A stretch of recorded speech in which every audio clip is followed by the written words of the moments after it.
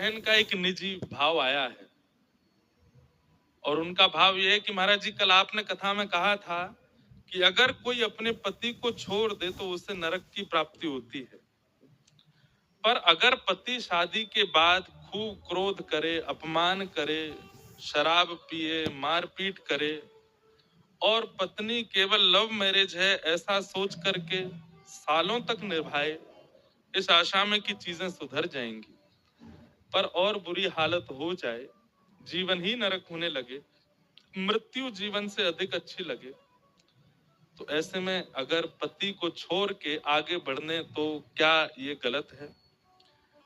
जल्दी में प्रेम में भूल हुई, पर क्या अब जीवन भर इसका ही साथ करना चाहिए?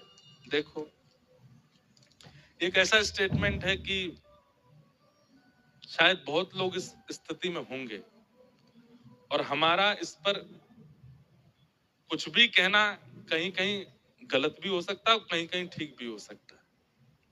बहुत ध्यान से सुनिएगा, हम भागवत जी की बात कह रहे हैं। पति को छोड़ने के लिए मना किया गया था कल की कथा में, पर पति हो तो, पति का मतलब क्या होता है? रक्षक। अगर आपके स्वभाव का, अगर आपकी मर्यादा का, आपके पत्नित्व का, आपके संबंध का अगर वो रक्षा करता तो ही वो पति है। अगर वो रक्षक नहीं है, अपने पतित्व का निर्वहन नहीं कर रहा, तो वो पति भी तो नहीं है ना। श्रीमद् भागवत जी कहती हैं, गुरुर न सस्यात्, स्वजनो न सस्यात्, दैवम न सस्यात्, पत्निश्च सस्यात्, पतिश्च सस्यात्। जो अपने पतित्व का भाव ना निभा रहा हो, आप धर्म पत्नी हैं, आप पाप पत्नी नहीं हैं। विवाह के बाद पति के बाम में बैठ करके उसके धर्म को बढ़ाने की क्रिया आपकी। अगर आपके बिना वो कोई भी धर्म करेगा, विवाह के बाद उसको फल नहीं मिलेगा, क्योंकि आप धर्म पत्नी हैं। आपके द्वारा ही धर्म उसको प्राप्त होगा। अगर वो इस बात का सम्मान नहीं करता है, पत्नी के प्रति वो भावना नहीं रखता है जो होनी चाहिए, और सबसे बड़ी बात, पति शब्द का जो अर्थ है रक्षक, वो रक्षक का दायित्व नहीं निभाता है, तो ऐसे में निर्वहन करना उचित नहीं।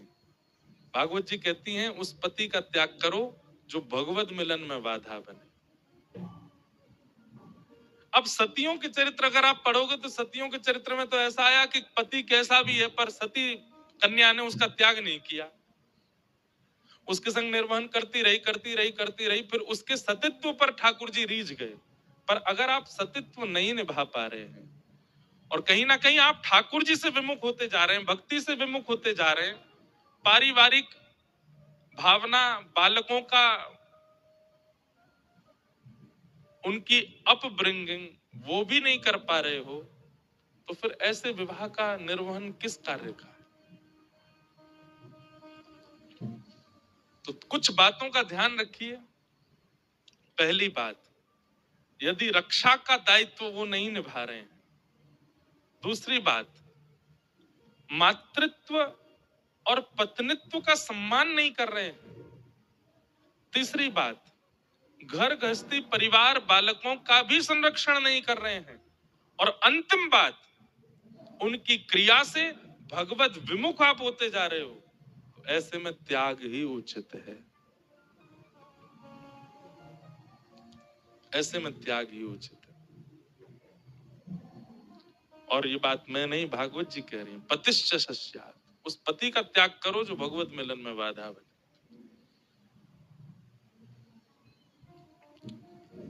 घर की भीतर की, अब आप ज्यादा अनुभवी हैं, मेरा तो अभी अनुभव नहीं विवाह का, पर एक बात कहें, भ्रमण करने से बहुत अनुभव हो जाता है। हम इतना भ्रमण करते हैं, इतनी जगह जाते हैं, इतने लोगों से मिलते हैं कि अनुभव हो जाता है। ऐसा नहीं है कि सारे संबंध और सारे विवाह सदैव अच्छे ही जाते हैं, कलह सब जगह है। और मुझे तो ऐसा लगता है, विवाह शब्द की परिभाषा क्या है? विशेष प्रकार का भार। आप विवाह से पहले बहुत ज्यादा फ्री रहते थे, बहुत ज्यादा पंछी बन के उड़ रहे थे, पर विवाह के बाद एक विशेष भार आ जाता है आपके ऊपर। तो इजी लाइफ नहीं है विवाह के बाद भी, लेकिन ऐसी नारकीय लाइफ भी तो नहीं होनी चाहिए ना, ऐसी नरक भरी जीवन भी तो नहीं होना चाहिए। अब देखो इसमें एक चीज है, आपने उसमें एक बात और कही कि आपने प्रेम के वश होकर के और जल्दीबाजी में निर्णय लिया, तो आप दंड मिल भी तो रहा है आपको। अब दंड भोग लिया, अब उसके बाद हमारे हिसाब से तो जो रक्षक पति का दायित्व ही नहीं निभा रहा है, माता का सम्मान ही नहीं कर रहा है, बालकों की परवरिश की चिंता नहीं और भगवत विमुख आपको कर रहा है, ऐसे में त्याग उचित। ये तो हमारी बात। और हम जाते जाते एक बात और कहेंगे,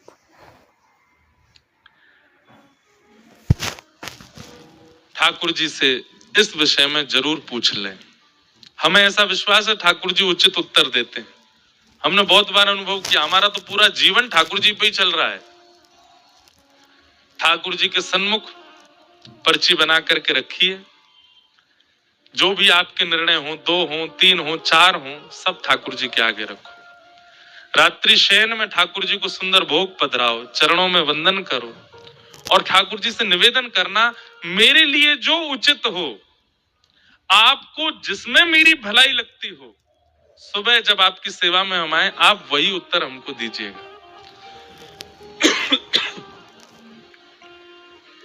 जरूरी नहीं है कि हर वस्तु का त्याग ही आपके लिए उचित होता है। कई बार गलत व्यक्ति और गलत परिस्थिति का परिवार में होना और संग में होना ही आपकी भलाई होती है।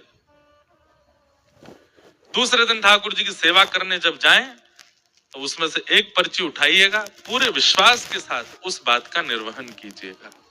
ठाकुर जी जो करें फिर उसका आज्ञा का पालन कीजिएगा। तो ये दोनों पक्ष आपके सामने हमने रख दिए हैं, जिनका भी ये पत्र है।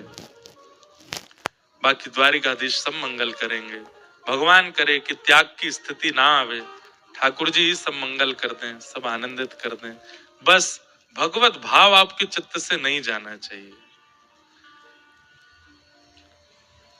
भगवत भाव बना रहे। गोस्वामी तुलसीदास जी के पीछे तो ब्याह के लिए महादेव पड़े। एक ब्राह्मण रोज अपनी पुत्री का संबंध लेकर के गोस्वामी तुलसीदास जी की कथा में आ जाते। गोस्वामी जी से कहते, मेरी पुत्री आपकी बिल्कुल योग्य, आप उससे ब्याह कर लो। अब गोस्वामी जी मना करते। एक दिन महादेव प्रकट हो गए और महादेव प्रकट होकर के बोले, तुम्हारी कथा में एक ब्राह्मण आते हैं। बोले जी, अपनी पुत्री का संबंध लेकर, बोले उसी से ब्याह करो। और महादेव ने कहा, उससे ब्याह करोगे उसी से ही तुमको प्रभु श्री राम की प्राप्ति होगी। अब सोचो, महादेव यदि आज्ञा कर रहे हैं तो इसका मतलब है कि पत्नी अनुकूल है। महादेव यदि आज्ञा कर रहे हैं तो इसका मतलब क्या है कि गृहस्थाश्रम बहुत बढ़िया होगा। लेकिन हुआ उल्टा। रचा ये था गोस्वामी जी के जीवन में कि एक पत्नी से इनका विवाह हो और उसके प्रेम में ये पड़ जाएं, फिर एक दिन वो इनको ठोकर मारे, इनको त्यागेगी, तब इनको राम जी मिलेंगे। जरूरी नहीं है कि व्यक्ति का संग भगवत प्राप्ति कराएगा, कई बार व्यक्ति का त्याग आपको भगवत प्राप्ति कराता है। एक बात और मैंने कहीं सुनी, वो जब लड़का लड़की का ब्याह होता है तो उनके गुण मिलवाते हैं, कितने गुण मिल रहे हैं। तो उसमें एक पंडित जी कह रहे थे, पंडित जी नहीं, घर के लोग कह रहे थे, बोले गुण कम ही मिलने चाहिए, ज्यादा नहीं मिलने चाहिए। मैंने कहा क्यों? बोले पूरे गुण मिले थे तो राम सीता जी के मिले थे, सारे गुण मिल गए थे। महाराज जी ऐसा कैसा जीवन है, वन में जाना पड़ा, ये जाना पड़ा। अरे आपका मतलब क्या है कि चैलेंजेस नहीं आने चाहिए लाइफ में। ऐसी कुंडली लाओ, ऐसी लड़की से ब्याह करो, ऐसे लड़के से ब्याह करो कि जहां पर दोनों पूरे दिन सिंहासन पर बैठे रहें, कुछ नहीं करें, चाय की चुस्की लें, कॉफी पिए, बड़ा पाव खाएं, डोसा खाएं, मजे करें आनंद में दोनों, बिल्कुल कोई उनकी लाइफ में आंच भी नहीं आवे। ऐसा नहीं होता। राम सीता जी का विवाह हुआ, उसके बाद वनवास हुआ, ये विशेष बात नहीं है।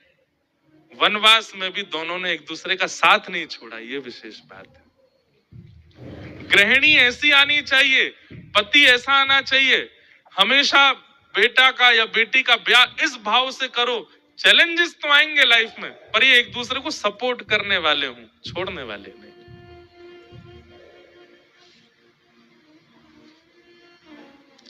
तो जिन बहन का भी ये भाव है, हम आपसे प्रार्थना करते हैं, एक निर्णय आपका गलत हो चुका है पहले ही, अगला निर्णय ठाकुर जी पे छोड़ो और बहुत सोच विचार करके, जो बातें मैंने चार कही हैं, उन बातों में यदि आपके पतिदेव नहीं घट रहे हैं,